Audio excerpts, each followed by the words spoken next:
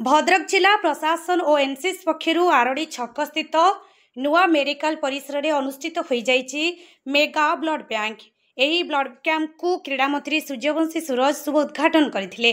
भद्रक जिला तथा 8टी जिलूर आसीथिबा NCC cadre माने रक्तदान करथिले। प्राय 1000 रु ऊर्ध्व रक्तदाता माने निजर रक्तदान करथिले।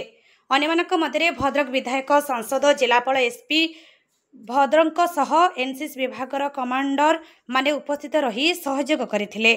रक्तदान महापुण्य होइथिबा बेले रक्तर अभाव काहारी जीवन न जाऊ यही उद्देश्य रे आज जोग देइथिबा रक्तदाता को शुभेच्छा जणाइछंती मंत्री।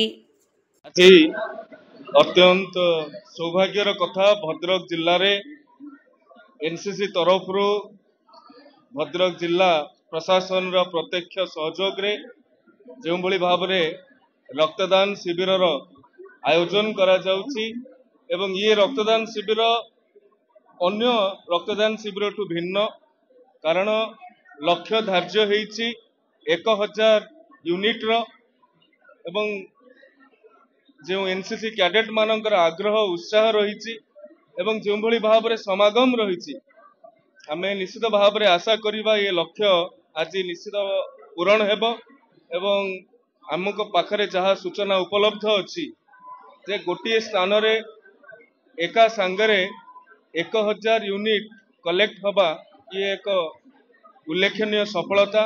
यही अवसर रे मु जिला प्रशासन एनसीसी रो स्वाई बाबू एवं आमर मान्यवर सांसद भद्रक मान्यवर विधायक जिलार जिलापाल एसपी रक्तदान जो माने करुछंती समाने जीवन दान करुछंती समस्त को मोर शुभेच्छा साधुवाद ज्ञापन करुछि एवं ये एनसीसी आमर हायर एजुकेशन रो गोटे डायरेक्टरेट रो गोटे पार्ट नोडल एजेंसी भाव रे हायर एजुकेशन तार कार्य करिथा एवं आमे भी लक्ष्य रखिछु कर्नेल स्वाई उपस्थित अछंती जे एथर ओडिसा रे एनसीसी कैडेट मानकर संख्या 75,000 रे आमे पहुंचेबू एवं आगामी 5 वर्ष भितरे 4 वर्ष भितरे आमे ताहाकू 1 लाख कैडेट ओडिसा रो सृष्टि करिवे। केवल रक्तदान नुहे देशर सुरक्षा देशर संगति रे मध्य एनसीसी रो योगदान अवदान निश्चित भाव रे अनुकरणीय। तेणुकरी समस्त को ये अवसर रे मोर धन्यवाद ज्ञापन करुछि। बालेश्वर ठारू आरंभ करी मयूरभंज पर्यंत केन्द्रापड़ा ठारू आरंभ करी ढेंकानाल पर्यंत जो भली भाव रे समस्ते आसी एठी उपस्थित रहिसंती समस्त को विशेष कृतज्ञता धन्यवाद और साधुवाद।